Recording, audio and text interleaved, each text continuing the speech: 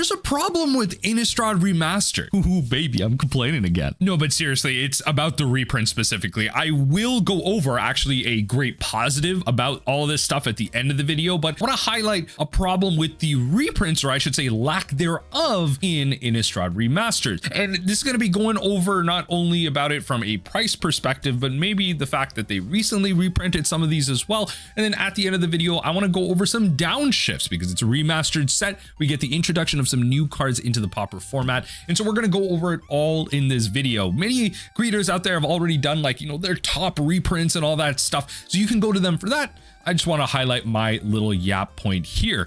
Now let's go over past this little lore bit over here with the first Innistrad block. I'm going to go over all three Innistrad blocks here. So we have Dark Ascension, Innistrad, and Avacyn Restored, originally part of that 3-set block. And that's where we get most of the cards that we know and love. And so we would expect, if we were to go on, you know, kind of MTG stocks here, we just kind of pull up the averages here, we would expect some of the more high value cards from these sets to be printed. For example, Parallel Lives, Liliana of the Veil, very common one, Bloodline Keeper, Snapcaster Mage, Balefire Dragon, a great EDH staple, Tree of Redemption is like kind of a meme, Olivia Voldaren, a great commander card, and you know, Lab Mana classic. So this is from the original Innistrad set. If we go to Dark Ascension, this set clearly didn't do as well. Now we have Mikaeus the Unhallowed as an EDH staple, Gravecrawler, just, you know, the old Hogak days. For those of you that were in it will remember that card, but for any graveyard shenanigans, Elbrus is a great commander card as well. Huntmaster, just a modern classic that doesn't see the light of day. The fact that an emblem is still worth this much is kind of insane as well. Grafdigger's Cage, just sideboard classic, and you know, across formats. Geralt's Messenger used to be a staple in the Yawgmoth deck in Modern. Sorry, I was trying to remember the name of it, but some other random pieces in here, and that's where we start kind of slowly going into some cards that may not see as much play. And then finally, Avacyn Restored. Abundant Growth is definitely not the most expensive card. Let's pull that back up. Cavern of Souls, big reprint target, big reprint target. Avacyn Angel of Hope, Cradlehoof Behemoth, just again, Avacyn, I mean, just a great mono white commander, but Cradlehoof Behemoth, just a multi-format win condition all-star.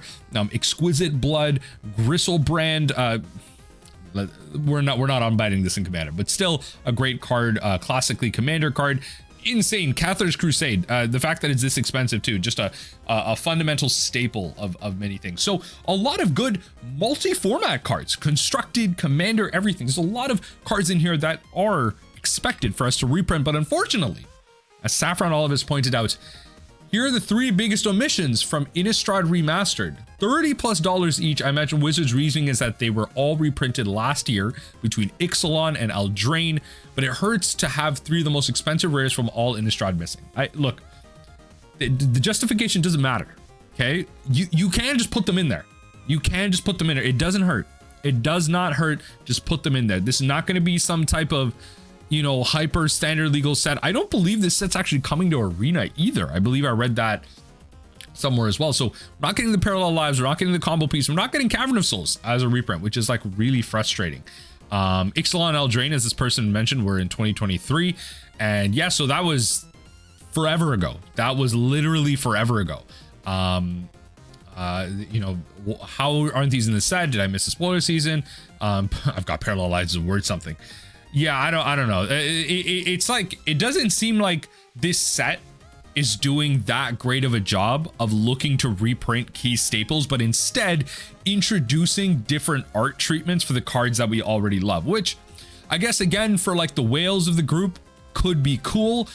I just don't think this set is really out there for the average Magic consumer. So I'd be kind of very careful about kind of opening up regular packs of this set and making that work. And that's where we look to the actual page for Innistrad Remastered on MTG stocks. Now, these are all kind of forecasted prices and everything, obviously, but we can imagine Emrakul, the Promised End. We're getting like a new foil for this, which is kind of notable as well. So we get some of these like cool treatments for it. We get like the movie poster themes and everything. Honestly, the artwork for a lot of these are so cool. The Avacyn one is really cool. Like the art just kind of like holding and everything.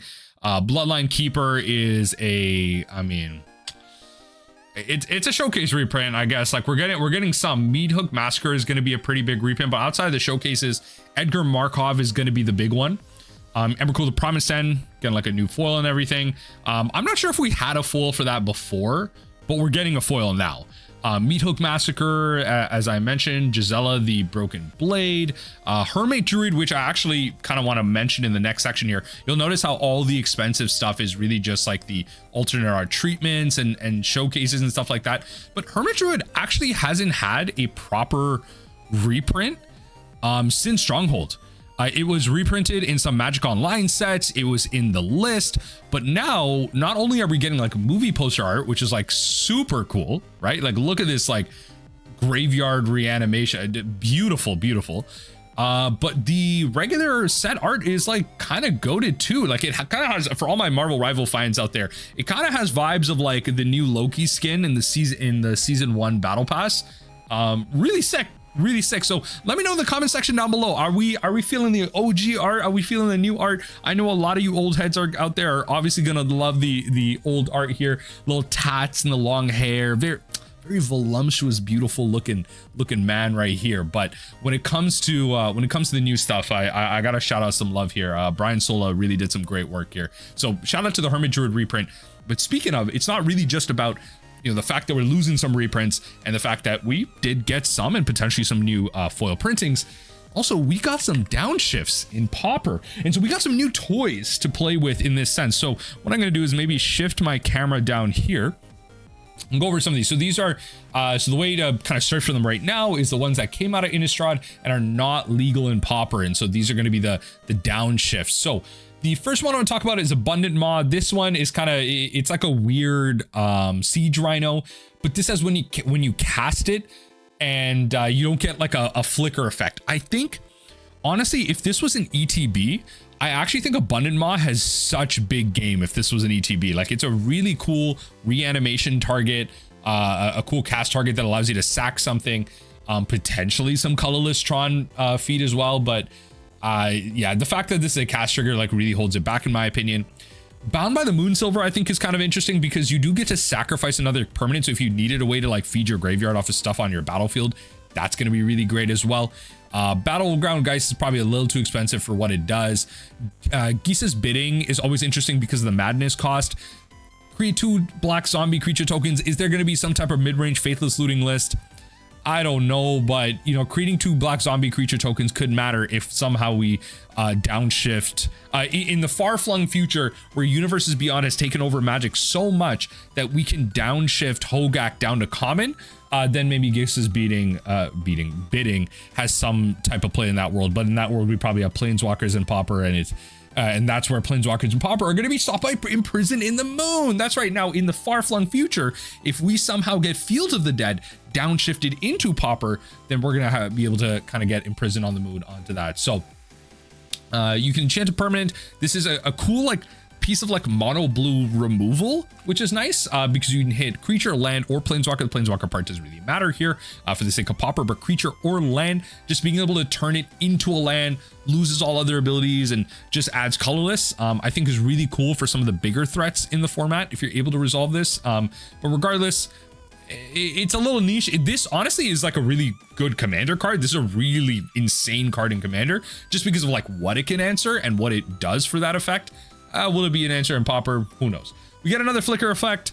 I mean, it's an immediate flicker, which is kind of nice, but you don't get like the additional flicker that you get with like the white one. I'm thinking, what is... I'm so bad with names. Y'all have seen multiple videos where I keep forgetting the name of the card that I'm trying to mention, but the white one that you cast again on your upkeep, you don't do that. If it's Spirit, you get a 1/1 counter, but I mean, all right. It's another flicker effect. We get some transform cards here. The big one that I want to mention is Village Messenger, just as another 1 mana 1/1 with haste. There's always it's always important to keep track of stuff like this, especially as burn waxes and wanes in playability. This one turns into a 2/2 with menace.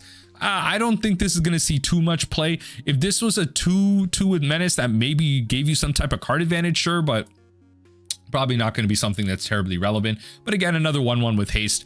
And the last 2 cards that I want to mention for the sake of Pauper, Epitaph Golem is an artifact creature. If you needed some way to infinitely take cards from your graveyard and put them at the bottom of your library, okay. When this creature dies, return it. So harvest hand as well. Sorry, I should mention that. This turns into an equipment.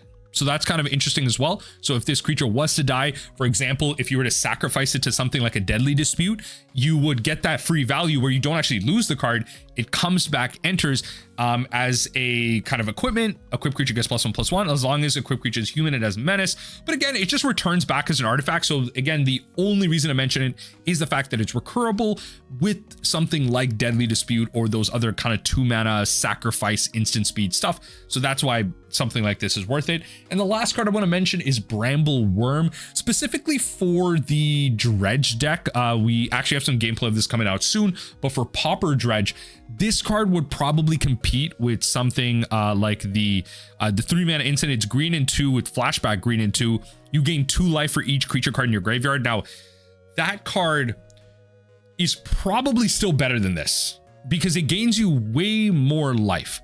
The problem is that in comparison, this card actually gives you a little bit of reach, right? So to enter the battlefield and gain you 5 life is not bad, and then have reach and trample is pretty good as well. Like, that's the thing that Pauper Dredge tends to struggle with. It doesn't really have a lot of creatures that have good evasive mechanics on them, and so just having a creature that you can reanimate that gives you life gain, that comes back in and has that reach trample, so it can block flyers, really relevant against like mono blue terror, being able to block delvers really well. This actually blocks every single one of the big threats in blue terror as well. So just having 6 toughness as the body is really powerful, and then just gaining 5 life is great.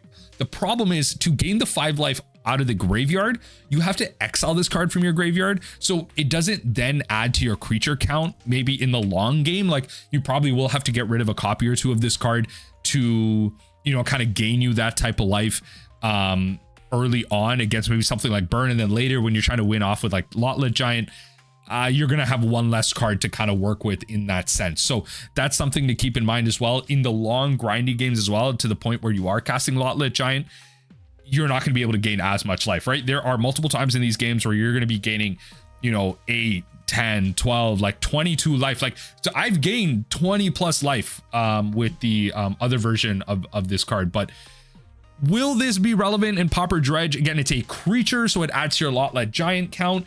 It comes in with reach trample. Having 6 toughness is a great card to have. It's a reanimation target, but that's the thing. It's a reanimation target. It's not something that you're casting off the friend side. Chances are you're not getting to 7 mana to cast this. If you're hard casting Lotlet Giant, I mean, it's Lotlet Giant. It's a win condition. This doesn't enter the battlefield and win you the game. It just gains you 5 life. It acts as a blocker that just gets kind of destroyed by most removal spells in the format. So there's pluses and minuses. I don't think ultimately that it will make the cut in Pauper Dredge, but it's all there. So again, Abundant Maw I think is really close. There's some fun stuff with Bound and Moonsilver. This will, you know, Giss's Bidding will always be something relevant in terms of keeping track of like mid-range madness. When it comes to Village Messenger, again, another 1/1 for 1 with haste. These other flip cards, I'm not like super high on.